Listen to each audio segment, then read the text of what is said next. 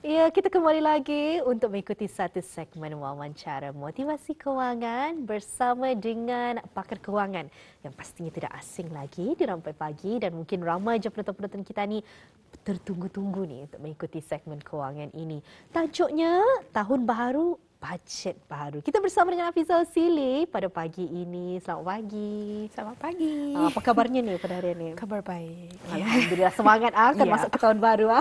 Jadi Berapa hari tajuk sekali? kita pada hari ini, Tahun Baru Bajet Baru. Mungkin dapat dihuraikan dengan lebih lanjut lah tajuk ini. Silakan. Okey, so biasanya kan kata ni kalau tahun baru itu baju baru, kasut baru, tapi bajet itu ndak baru.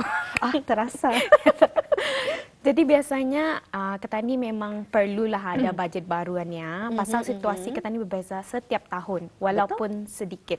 Pasal macam salah satunya adalah kata ni satu naik gaji walaupun sedikit tu incrementnya orang and then bekerja tempat baru ataupun baru memperolehi pekerjaan. And then kalau yang baru kahwin lain tu sudah bujang sama keraja keraja tu pulang kahwin lainnya punya bajet tu Transisinya tu. transisi mesti bersama Betul, orang betul. and then kalau yang baru ada anak lagi lain lagi tu pasal kita ni perlu memikirkan lagi situasi itu sebab itu setiap tahun mesti ada bajet baru. Setiap tahun mesti ada bajet baru. Jadi mungkin jua di kesempatan ini Puan dapat dikongsikan macam mana sebenarnya untuk kita ni menetapkan plan bajet ni. Senang sahaja untuk kita ni cakap mau bajet baru, tapi bagaimana caranya untuk kita menetapkan plan-plan bagi bajet baru ini? Okey, ada 3 langkah saja. Yang paling simple, salah satunya adalah senaraikan semua perbelanjaan anda. Yang kedua, matlamat kewangan 2023. Sama yang ketiga, bahagikan bajet mengikut matlamat tersebut. Baik ya.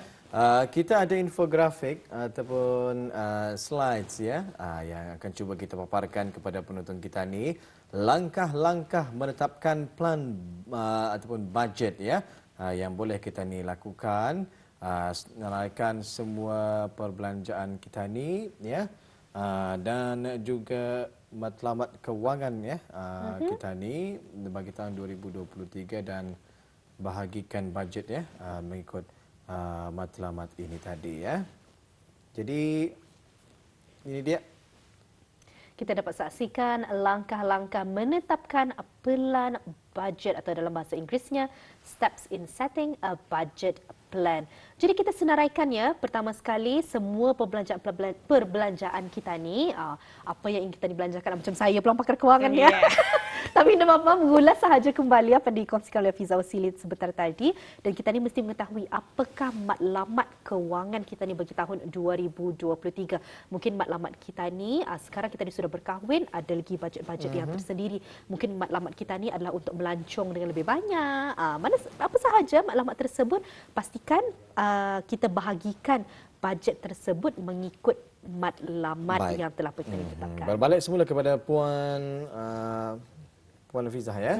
Jadi pertama tadi senaraikan semua perbelanjaan Auda. Mungkin boleh menghuraikan lebih lanjut lagi mengenai dalam perkara ini.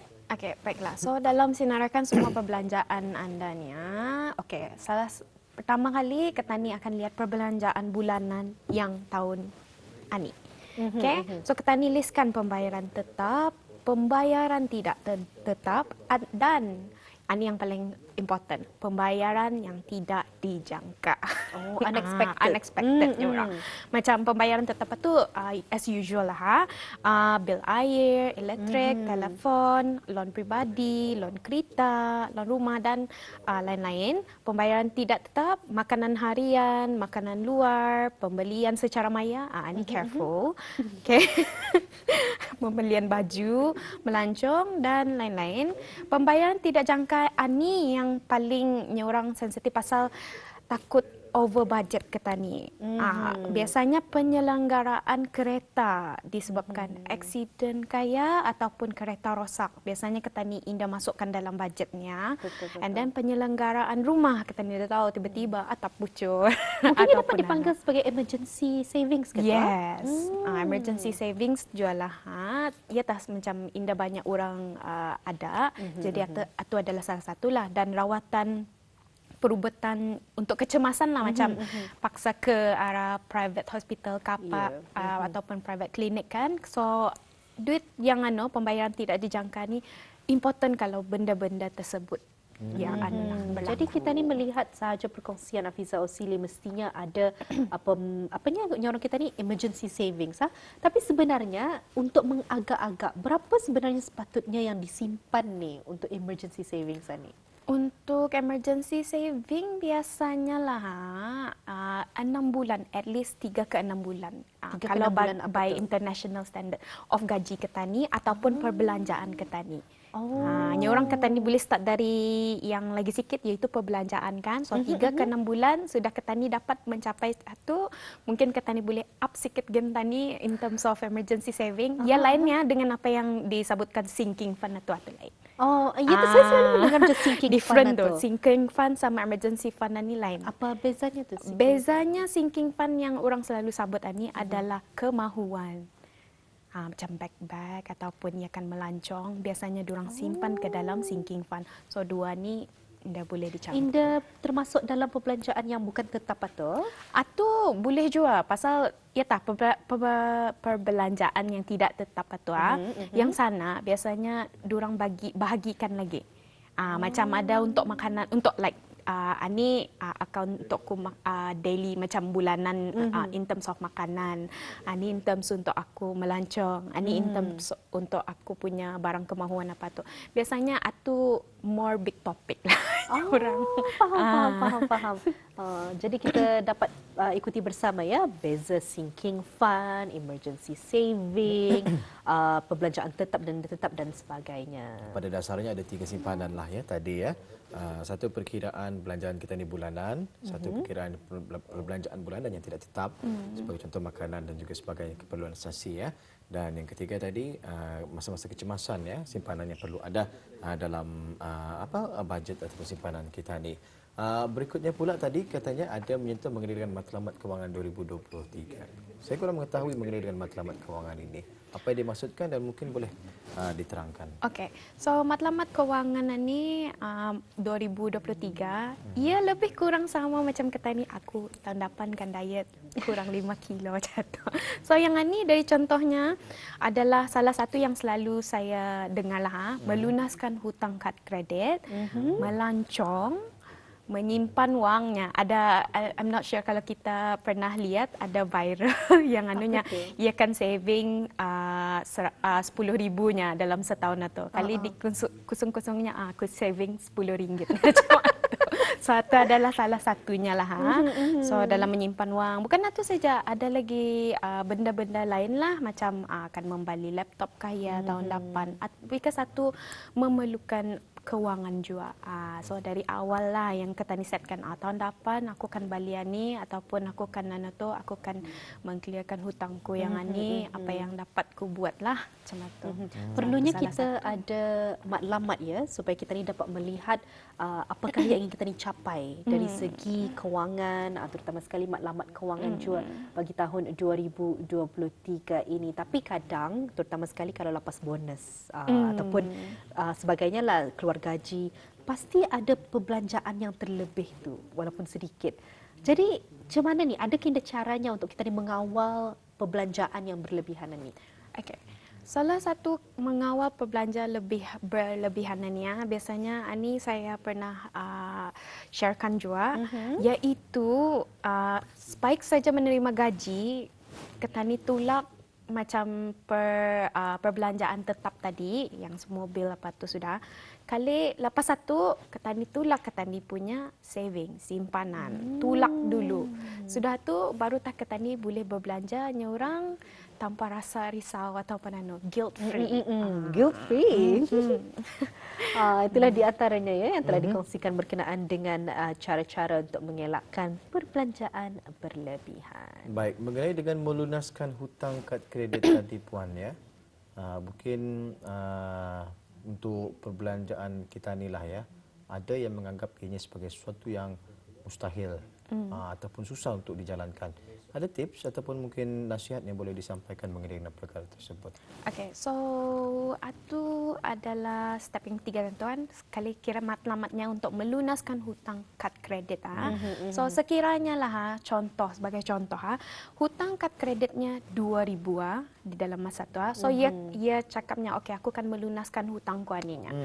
Jadinya ia set sudah bila masa timeline lah mesti ada Disember ni tahun depan Disember 2023 aku akan habiskan. Jadi kita ni bahagi 2,000 tu dibahagi dengan 12 bulan. Dalam sebulan kita ni hanya bayar 166.67 sen. So itu yang akan dibayar ke bank setiap bulan lah. Macam indah sebanyak macam 2,000 tu kekejutan kan orang akan men-save kan. Jadi yang ketiga, ani bila kita ni start jangan memulakan hutang baru lagi belum selesai pembayaran. Sebab kalau kita ni memulakan hutang yang baru lagi, asen macam 2,000 kan tu kan dikliarkannya. Kali ya clear selesai macam sudah 5 bulan atau clear sudah maybe dalam 1,000 lebih lah sudah tinggal lah. Kalinya tu aku tambah lagi sikit. So macam nyorang menambah hutang atas hutang. Hutang atas hutang dia lagi. Clearkan dulu habis semua baru tak kita ni pakai lagi balik. Pasal kad kredit ni bukan nyorang kira bukan ia hanyalah facility untuk kita ni menggunakan duit kredit tersebut. Ia bukan wang kita ni. Baik ya. Jadi itu kalau dibahagikan dalam masa 12 bulan ya. Kalau hutang kad kredit berjumlah 2,000. Jadi setiap bulan itu tidak ada macam interest kah ataupun peningkatan kah dari segi tunggakan hutang kad kredit tersebut yang perlu diambil kira oleh penghutang tersebut? Memang ada yang perlu diambil kira yang itu. Mengikut lah pasal kata ni pun memang ada kadar untuk kredit perjanjian dengan itu kan berapa yang diorang ambil setiap macam dalam tahunan berapa kena itu kan memang kena divide setiap bulan memang ada memang perlu di also dipikirkan tapi nyorang kalau kata ni tambah atu di dalam hutang itu nanti kata ni tahu berapa pengiraannya kan so maybe yang paling bisa adalah kata ni clearkan dulu yang 2,000 ni sudah tu kata ni nampak interestnya kita ni bayar. Macam okey nampak sudah ni yang interest 2,000. Macam baru tak kita ni terasa lega sedikit. Yes. Alhamdulillah ya. Jadi mudah-mudahan terjawablah soalan-soalan Auda ya mengenai dengan sedikit tips dan juga tata cara bagaimana cara kita ni melunaskan hutang kad kredit ini tadi. Betul sekali. Saya juga ada membaca ya beberapa pendapat oleh pakar kewangan yang lain ni puan berkenaan dengan macam mana tu kalau sekiranya ada cara lain untuk menyimpan wang. Betul ke Indah? Macam kata orang, kita ni bukan saja untuk membanyakkan lagi wang yang ada, bukan saja untuk kita ni menyimpan, tapi start a side hustle. Kalau bagi puan setuju ke Indah? Memang Indah salah pasal macam kata ni memang semua macam mau gaji kita ni meningkat setiap tahun apa tu kan. Kalau Indah dapat tu pun kalau especially untuk orang yang ada nyorang talent dalam macam nyorang membuat keka ataupun arah IT apa yang membuat yang macam social media punya post apa tu ia boleh buat side hustle lah dengan kerajanya tu tapi memang ngalih lah itu salah satu yang kata ni perlu masukkan juga mental health tu also plays part juga dalam kata ni punya finance ni. Betul pasal sekali. kalau sudah kita ni stres apa aku lihat telefon apa yang ku ada gaji yang baru macam mana tu lihat telefon macam nyabalian ni side hustle tu jadi ke berlebihan dia pulang kan so kita ni mesti macam fikir sama ada aku ada masa ni aku boleh luangkan aku boleh buat semampu-mampunya jangan jual over order lah. Puan ada kena tips untuk kita ni orang Indah berlebihan dalam berbelanja. Banyak saja saving, tapi kalau berbelanja banyak, sama je ceritanya. Yes. So, cara-cara untuk mengelakkan perbelanjaan berlebihan ini, salah satu yang paling penting adalah disiplin ke bajet yang ditetapkan.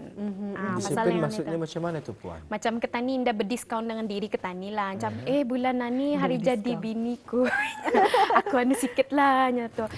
baiknya awal sudah kata ni plan pasal benda tu okay. Jadi anda tu no matter what kata ni mesti stick to budget. Ni gayanya yang lebihnya, ni sajalah lainnya.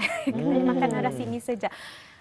Ketani punya pasangan ataupun anak-anak will faham kalau ketani beritahu okay, mama bapa punya budget macam ni. Durang will faham macam ketani ya sudah durang melihat ketani tu pun durang cakap nanti aku mau macam ni juga. And then yang kedua, menunggu sebelum membeli. Ini especially kalau ketani arah laman menunggu apa tu? Menunggu sales kan maksudnya? Indah. Macam ketani lihat benda tu, ketani rasa macam aku berguna ni. So ketani boleh save ke apa tu, jangan dulu dibali right away. Kalau impulse buying tiap. So maksudnya macam ada orang tua-tua kita ni dulu malamkan dulunya. Fikirkan dulu. Kalau rasa-rasanya macam tetap sudah pendirian, barang itu memang keperluan, ada kegunaan di masa akan datang, barulah membuat keputusan untuk membalik. Ya, especially untuk orang macam baru ada duit baru keluar tu macam banyak, okey ni aku balik saja dapat ni boleh ni, tapi belum ada dibuat pembajet tu atau macam mana tu, apa saja kalau ketani macam akan membalik tu, especially kadang-kadang ada sales yang hariani saja dah. Hujung tahun tu lagi especially anak tu. Kita ni lihat sales. Setiap bulan ada sales. Year end sale pun ada. Year end sale. Tapi macam satu-satu pun ada je sale. Dua-dua pun ada je sale. Macam 10-10, 11-11, 12-12. Setiap bulan ada sale. So jangan, don't worry macam mana tu. Kalau benar berguna, 2-3 bulan itu memang ada rasa akan membali jua masih. Kalau indah macam artinya, okey, indah penting sangatlah. Betul. Saya setuju ya dengan pembelian ini. Apa yang pernah saya dengarkanlah nasihat daripada rakan-rakan saya katanya, jika hendak membeli satu barangan ini, pastikan kita ni ada 3 kali ganda wang daripada barangan tersebut. 3 kali ganda? 3 kali ganda wang ya. Sebagai contohlah laptop ya 1,000. Kita ni kena ada 3,000 baru boleh dikatakan mampu untuk membeli laptop tersebut. Cuma tu mesti ada 3 kali ganda sebelumnya. Kalau menurut Puan Fiza sendiri macam mana? Itu boleh, tapi kalau untuk gaji orang yang tinggi, so macam dia orang, boleh ni. Kan? So kata ni mesti, macam kalau kan membeli tu boleh, 1 malam kan, macam tadi. 3 kali ganda tu pun boleh jual. Ataupun kata ni buat yang lebih bijak, iaitu kata ni plan untuk membeli. Macam aku perlu macam tahu sudah laptop itu macam slow apa tu mungkin aku bagi jangka masanya dalam 3 bulan. Dalam 3 bulan ni aku save untuk membeli laptop ini. Jadi kalau disimpan duit sedikit demi sedikit setiap bulan itu ada kerasahan rasanya. Dan di hujung tahun ini Puan, pastinya ada pembelian baju anak-anak, bajet baru untuk anak-anak. Adakah ada cara-cara untuk kita ni mendidik anak-anak ini agar bijak mengendalikan kewangan sedari umur yang kecil ini? Okay, so kanak-kanak ni diorang lihat daripada ketani, antinya, uncle-nya, mama bapanya, macam mana ketani menguruskan kewangan lah. So kalau diorang lihat macam ketani macam men-save, diorang pun ikut. Macam biasanya ketani bawa anak ketani untuk mengeluarkan duit, pernah untuk menyimpan kan. So diorang indah nampak benda tu. And then bukan itu saja, ketani boleh memberitahu diorang, lai ani tabung, tabungan ni ani kegunaannya, ataupun boleh beritahu lah, mama bapa ada sudah di bank sana, tapi ani for you sebelum sudah habis panuh tabungan ni baru ketani bawa ke bank, baru merasa. So diorang macam bank ni apanya, macam rasa macam benda barunya. Aku kan ke sana jadi aku mau setiap kali akan memasukkan allowance yang tu. Jadi dari sana diorang sendiri akan membahagikan lah macam berapa untuk tu, ataupun macam membuat chores di rumah tu, kena bagi duit apa kan macam tu. So dari sana diorang pun macam ada matlamat kan diorang aku kan ke banknya, aku pernah lihat bank ni macam mana. So macam kita ni bawa diorang, ni macam mana dan tu. Walaupun diorang masih muda, actually it's very important untuk kita ni expose bis diorang. Betul sekali. Melentur buluh biarlah dari rebungnya. Mungkin itu adalah pepatah yang orang kita ni sangat sinonim dengan perkongsian Puan Afizah tadi. Betul sekali ya. Baik, untuk terakhir kalinya ini sebelum kita ni mengakhiri segmen kewangan ini ya Puan ya. berbalik semula kepada tajuk kita ni, tahun baharu, bajet baharu. Jadi apa yang dapat disimpulkan di sini? Okey, so kesimpulannya mesti ada matlamat sebab tanpa matlamat ketani, kalau ketani saving, ketani ada rasa macam nyorang ada look forward macam tadilah macam anak-anak dorang look forward kan ke bank, ataupun kalau ketani look forward kan melancong nyorang melancong ke tempat yang belum pernah ketani agak jatuh. Itu salah satu matlamat macam bukan itu saja, ada macam for bini-bini macam mana tu bag, ataupun kalau untuk lelaki jam tangan Rolex. Sama. Okay, so itu adalah salah satu matlamat pendirian ketani, persendirian. Jadi apa yang ketani boleh buat dari sana, ketani akan berasa lebih nyorang bersemangat untuk saving. So kalau ada apa-apa yang boleh kami bantu, kami bolehlah dihubungi di email address kami, iaitu ask.fpab@outlook.com, ataupun bolehlah mengikuti laman sosial kami di Facebook FPAB ataupun Instagram FPAB_BN. Seperti yang tertera di kaca televisyen pada ketika ini ya. Address email di sana, Facebook dan juga ruangan Instagram ya. Baik, kita sekarang berada di penghujung pertemuan segmen kewangan untuk edisinya kali ini. Rasanya ini segmen yang terakhir untuk tahun ini ya. Ya, Ada jumpa lagi rezeki, tahun ada depan. jodoh. Kita jumpa Tahun di depan lagi ya. Baik. InsyaAllah. Nadira, kita tutup ruangan segmen kewangan ini. Ya, terima kasih kami ucapkan berkesudian datangnya ke Rampai Pagi untuk berkongsi berkenaan dengan tahun baru, bajet baharu. InsyaAllah kita akan bersua lagi lain kesempatan.